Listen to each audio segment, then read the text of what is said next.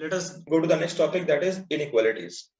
Inequalities जो हम बचपन से देखते आ रहे हैं, हम उनको एक बार देख लेते हैं। तो मैंने जो पिछले स्लाइड्स में समझाया है वो तुमको समझ में आ जाएगा।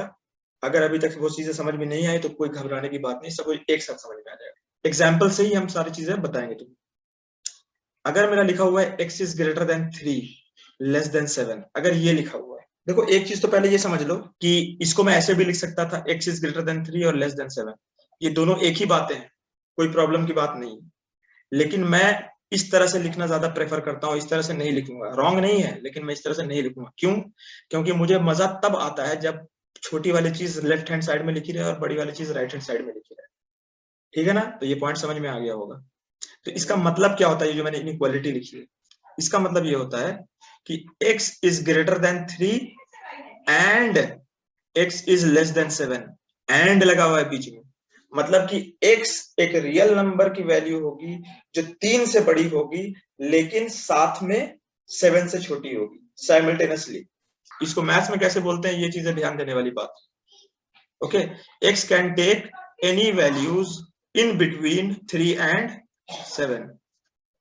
मतलब 3 और 7 के बीच में कोई भी रियल वैल्यू ले सकता है। x जो है वो कोई भी रियल वैल्यू जो कि 3 और 7 के बीच में हो उसे ले सकता है। मैंने पहले भी बताया है कि वेरिएबल को वैल्यू असाइन होती है, 3 और 7 नहीं, 3 और 7 के बीच की वैल्यूज वो x में आ सकती है। इंपॉर्टेंट बुलेट पॉइंट्स देख लो, x not equal to 3 and x not equal to 7। क्यों?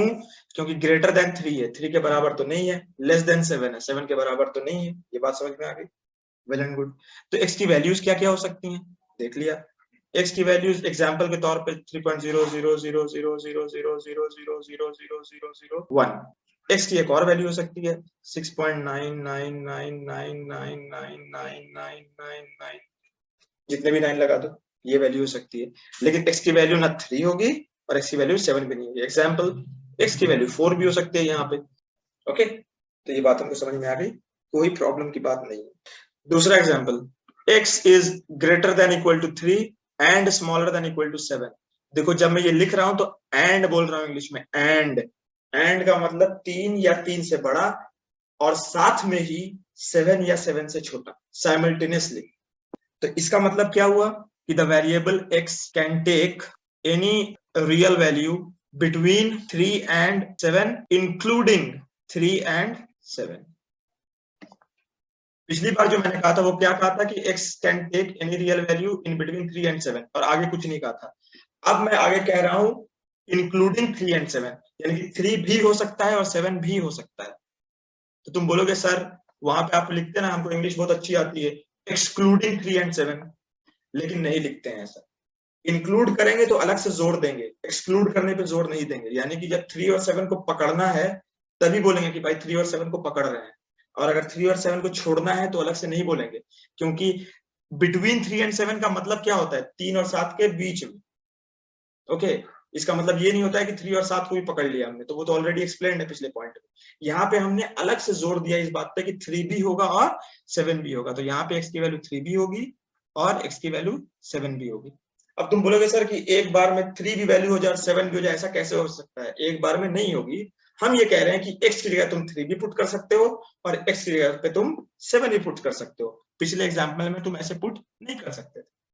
लेकिन तुम बोलोगे कि x की वैल्यू 3.000000001 भी होगी, वो अलग बात है कि पिछले एग्जांपल में भी x की वैल्यू ये थी, तो यहाँ पे नहीं हो सकती क्या? यहाँ पे दो वैल्यूज एक्स्ट्रा आ रही हैं, 3 और 7। तो ये पिछला वाला भी जो सेट था वो भी कंटिन्यूअस था, ये वाला भी सेट कंटिन्यूअस है, पिछला वाला भी सेट इनफाइनाइट था, ये वाला भी सेट इनफाइनाइट है। पिछले वाले सेट में और इस वाले सेट में 2 एलिमेंट्स का फर्क है, 3 और 7। अब मैं ये सेट क्यों बोल रहा हूं बार बार?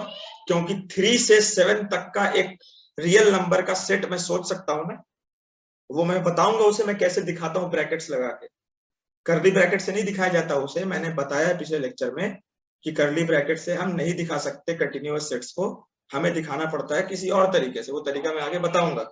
अभी तुम बस मैथमेटिकल इनइक्वालिटीज को समझो, ये तुमने देखा हुआ है 9th में, इसीलिए मैं यहाँ से स्टार्ट कर रहा हूँ।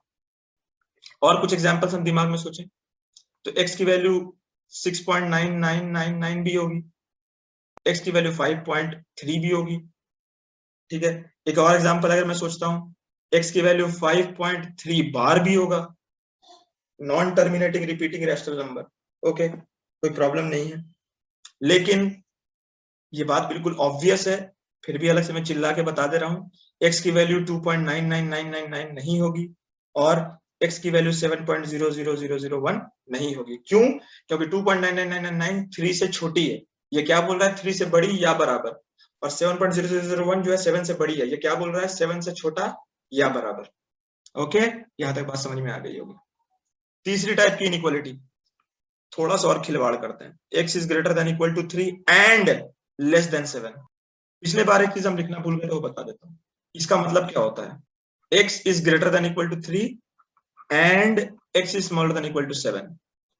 अब देखो फर्क समझो, ये जो हम इनइक्वालिटीज लिखवा रहे हैं इसमें x कोई सेट नहीं है बेटा, इसमें x एक वेरिएबल है। वेरिएबल जो है वैल्यू अपने आप में लेता है। अब ये हिंदी में मैंने बोल दिया, इसको इंग्लिश में बोलते हैं, we assign values to the variable.